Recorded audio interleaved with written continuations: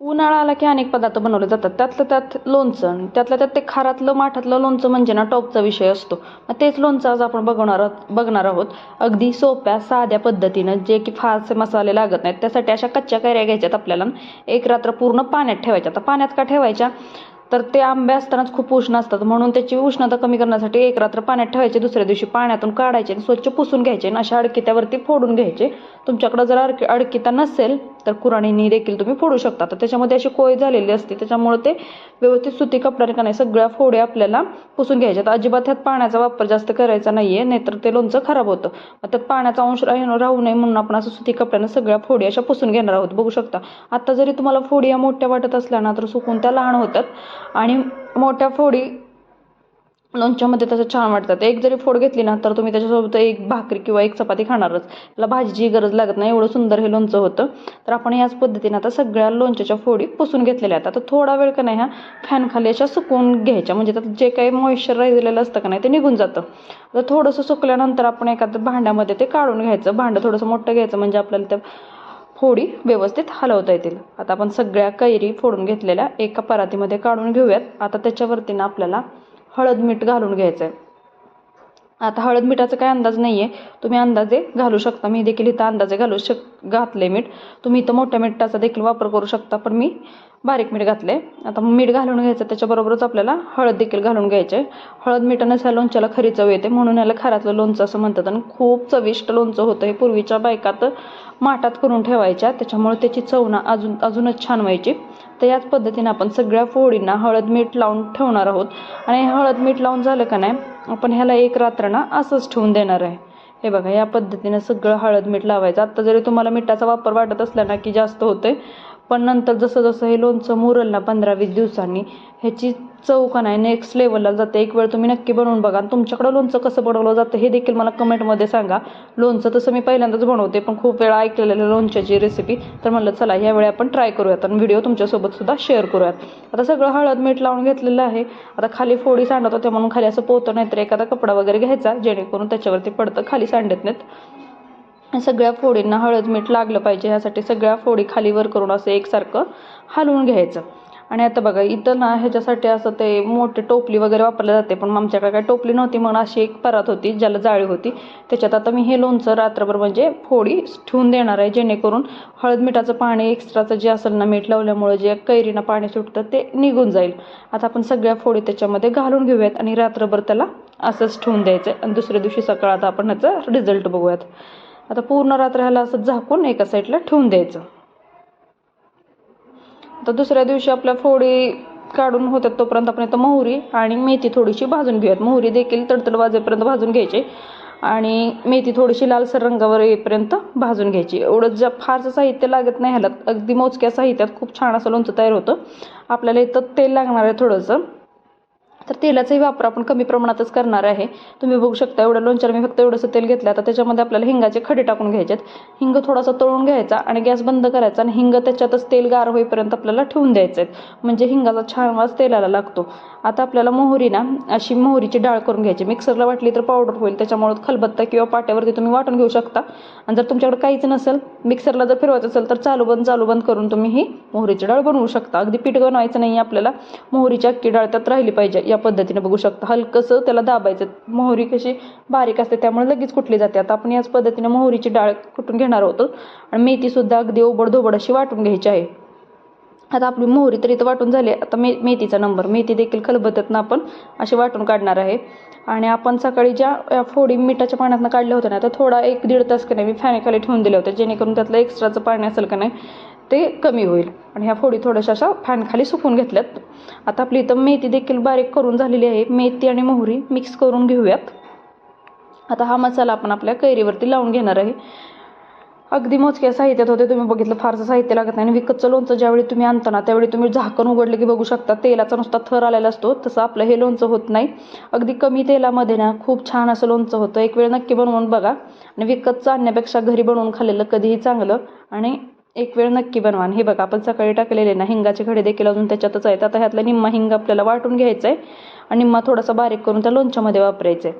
का ते मी पुढं सांगते. आता तेल थोडंसं थंड होऊन द्यायचं आहे अजून आपल्याला. थंड झालेलं तेल आपण लोणच्यात वापरणार आहे. गरम तेल वापरलं की फोड्या अशा कुजल्यासारख्या होतील आणि अशा थोड्याशा खराब होण्याची शक्यता असते लोणचं, त्यामुळं गरम तेल वापरायचं नाही. आता आपण थोडासा हिंग आहे तो देखील बारीक कुटून घेऊयात. हिंगानं वास चव खूप छान येते. आता आपलं इथं सगळं लोणचं फॅनखाली सुकवून झाले ते एक आपण भांड्यात काढून घेऊया. भांडं घेतानाच मोठं घ्या, म्हणजे व्यवस्थित आपल्याला मीठ वगैरे लावता येतं आणि फोडी व्यवस्थित हलवता येतील. आता बघू शकता इथे छान अशा फोडी आपल्या सुकलेल्या आहेत. आता त्याच्यावरती आपण राहिलेले मसाले घालून घेणार आहोत. जरी आपण आता इथं मिठाचा वापर करत असलो ना, तुम्हाला वाटत असेल किती मीठ होतंय, पण ते ज्यावेळी जसं जसं लोणचं मुरत जातं ना, ते मीठ त्यामध्ये विरघळलं जातं आणि त्याची चव खूप छान येते. आणि मिठामुळे काय होतं, बुरशी लागत नाही पहिली गोष्ट, त्याच्यामुळे मिठाचा वापर करा. खारट वगैरे काही होत नाही, लोणचं अगदी छान पद्धतीनं होतं. आता बघा, आता आपण ह्याच्यात थोडंसं अजून हळद मीठ घालून घेणार आहे आणि परत एकदा मिक्स करणार आहे. पण आता मी घालताना ना मोठं मीठ घालणार आहे. तर बघू शकता आता आपल्याला इथं मोठं मीठ घालायचे. अजून बाकीचे मसाले देखील लावून घेणार आहोत आपण, आणि ते आपण आता मसाले लावून घेऊयात. सुरुवातीला आपण जी मोहरी आणि मेथी बारीक करून घेतलेली आहे ती आता घालून घेऊयात आणि व्यवस्थित असं लोणच्याला मिक्स करून घेऊयात. आणि खरोखर मेथी आणि हे इतका भारी वास येतो ना ह्याचा मिक्स करताना, बघू शकता छान असं टेक्स्चर देखील आलेलं आहे.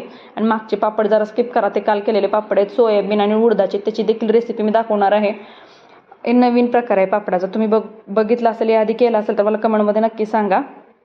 आता आपण मोहरी आणि मेथी घालून घेतलेली आहे बारीक केलेली. आता आपण ह्याच्यामध्ये ना लसूण घालून घेणार आहे. लसूण घालताना ना देशी लसूण घाला, ज्याच्या कुड्या बारीक असतात आणि वास खूप छान असतो. आणि लसूण ठेचून वगैरे घालायचं ना, अखंड लसूण घाला, जेणेकरून लोणचं खाताना जर एखादी लसणाची कुडी तुमच्या खाण्यात आली ना, खूप छान चव येते. एक वेळ नक्की बनवा असं. त्याच्याबरोबर थोडीशी हळद देखील घालून घेऊया. हळद आपण ऑलरेडी घातलेली आहे, तरी पण थोडीशी घालून घेतलेली आहे. आता राहिलेलं बाकीचं साहित्य आपण घालून घेऊयात. लसूण ठेचून घातला तर तो खराब होण्याची शक्यता असते, त्यामुळे कुड्याचं घाला शक्यतो. आता आपण जो हिंग बारीक कुटून घेतलाय का नाही, निम्मा हिंग आपण खडे ठेवणार आहे, निम्मा असा बारीक वाटून घेतलाय तो घालून घेऊया. हिंगाने देखील खूप छान अशी चव होते. आता हिंग आपण देखील घालून घेतलेला आहे. आता आपल्याला हे सगळं व्यवस्थित मिक्स करायचे आहेत. आता त्याच्याबरोबरच आपण घालून घेणार आहे थोडंसं खडे मीठ. खडे मिठाचा वापर भरपूर करा, जेणेकरून लोणचं आपलं खराब होत नाही. आता तुम्ही म्हणताल खारट होईल का, तर नाही होत खारट. ते फोडींमध्ये मीठ मुरलं जातं म्हणून त्याला खारं लोणचं म्हणतात, खारातलं लोणचं म्हणतात. आणि हा खार देखील भाकरीसोबत खूप छान असा लागतो. तुम्ही एक वेळ नक्की गरम गरम भाकरीसोबत हे लोणच्याची फोड घेऊन बघा. जगातली सगळी सुकं एका बाजूला आणि हे लोणचं आणि गरमागरम भाकरी एका बाजूला. आता आपण हे गरम करून गार केलेलं तेल आहे ते देखील आपल्याला थोडं थोडं करून ह्यात घालायचं आहे. आपण तेलाचा वापर देखील तुम्ही बघू शकता खूप कमी प्रमाणात केलेला आहे, त्याच्यामुळे हे लोणचं जेवढं हेल्दी आहे ना, तेवढं चवीला देखील खूप छान आहे. असं थोडंसं तेल घालायचं आणि आता सगळा मसाला आपल्याला व्यवस्थित मिक्स करून घ्यायचा आहे. आणि राहिलेले जिन्नस देखील आपण ह्याच्यामध्ये आता घालून घेणार आहे. आता हे सगळे व्यवस्थित तेल लावल्यामुळं सगळे मसाले त्याला लागले जातात आणि खरोखरच खूप छान असा वास येत होता. आणि त्याचा जर कलर आहे ना, तो देखील खूप सुंदर आला होता. आत्ताच एवढं सुंदर वाटतं, तर 15 दिवसांनी विचार करा, ज्यावेळी हे लोणचं मुरल ना, त्यावेळी ते चवीला किती सुंदर होईल. आता आपण सगळे मसाले त्याला व्यवस्थित लावून घेऊयात.